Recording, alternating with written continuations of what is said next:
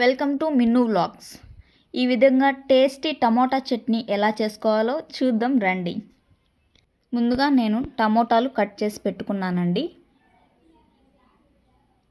అలాగే 4 ఉల్లిపాయలు తీసుకొని కట్ చేసి పెట్టుకుంటున్నానండి.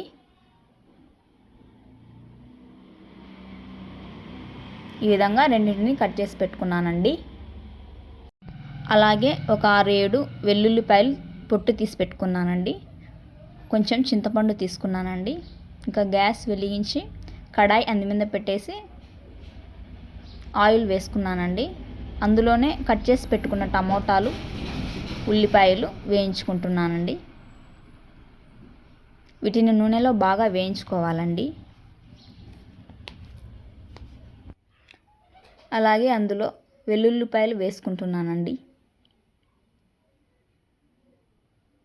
అలాగే ఇందులో వెల్లుల్లిపాయలు వేసుకుంటున్నానండి. వీటన్నింటిని బాగా వేయించుకోవాలండి. అందులో అలాగే సరిపడా సాల్ట్ వేసుకుంటున్నానండి.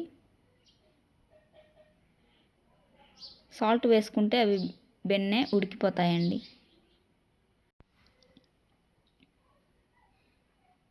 ఇందులో నేను చింతపండు యాడ్ చేసుకుంటున్నానండి. అలాగే చిటికెడు పసుపు కూడా యాడ్ చేసుకున్నానండి.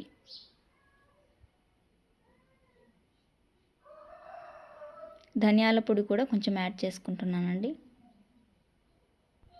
అలాగే ఇందులో నేను కారం పొడి కలుపుకుంటున్నానండి. కారం కాస్త ఎక్కువ వేసుకున్నానండి. మీకు నచ్చినట్లు వేసుకోవచ్చండి. ఈ విధంగా అన్నిటినీ కలిపి పెట్టుకుంటున్నానండి. చూసారుగా, చూడండి.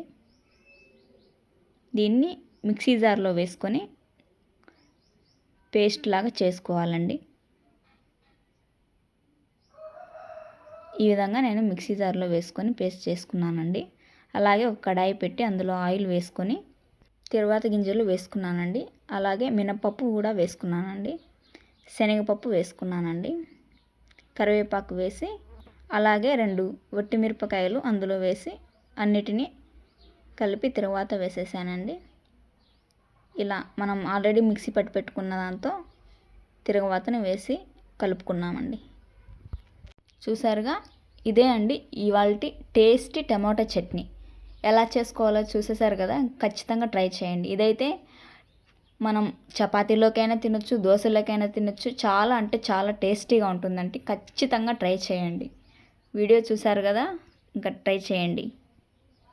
ఓకే, సబ్స్క్రైబ్ చేయండి, షేర్ చేయండి, లైక్ చేయండి, కుదిరితే కామెంట్ చేయండి. Thank you for watching.